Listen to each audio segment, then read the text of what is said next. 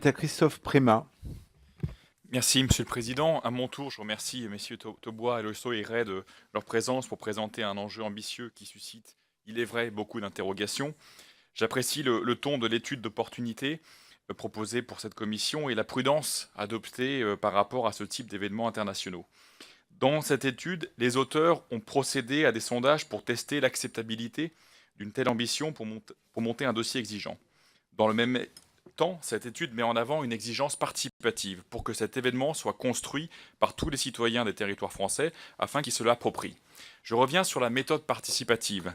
En effet, la ville de Paris est bien équipée en la matière et a développé une méthodologie efficace depuis 2001 et l'arrivée de Bertrand Delanoë à la tête de la capitale et de sa successeur Anne Hidalgo. Les Jeux Olympiques ne sont pas simplement un enjeu sportif, mais aussi d'aménagement.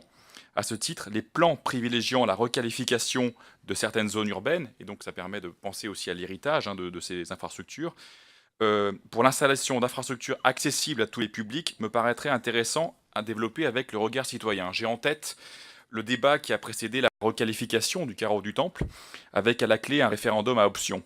L'implication des citoyens a été un succès. Il y avait une des questions qui était la localisation d'un équipement sportif ou culturel, pour qu'ils donnent un avis sur un projet qui concerne leur environnement immédiat. On avait interrogé tous les habitants à l'époque avec des tracts en différentes langues, puisque ce n'était pas simplement les habitants, les résidents du carreau du Temple, enfin du quartier, mais aussi les gens qui travaillaient.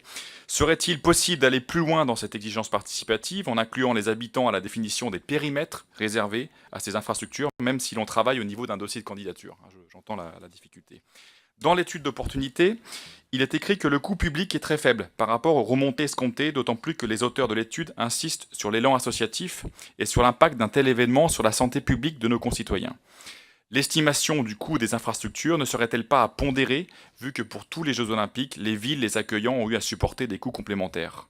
N'y a-t-il pas un intérêt à avoir une sincérité budgétaire de manière à anticiper les imprévus? Je pense récemment à une déclaration de secrétaire d'État Christian Eckert pour budget disant que chaque année il y avait des crédits, à peu près 10% de crédits gelés pour tout ce qui est imprévu. Est-ce qu'on ne pourrait pas l'inclure déjà dans le dossier de candidature pour justement faire valoir cette sincérité budgétaire? Pour répondre, juste pour poursuivre en dernier lieu l'interrogation de mon collègue M. Huet sur la diplomatie sportive, je serai un peu moins pessimiste que lui, car nous avons eu, lors des Jeux Olympiques de Londres, un attaché olympique nommé justement à l'ambassade de France en Grande-Bretagne. Et nos postes diplomatiques restent très actifs, je sais, sur la candidature française au sein d'organismes tels que la FISU, la Fédération internationale des sports universitaires, pour ne citer que celle-ci. Toute cette myriade d'institutions est aussi à mobiliser pour construire cette diplomatie sportive, soutenant activement ce dossier de candidature. Je vous remercie.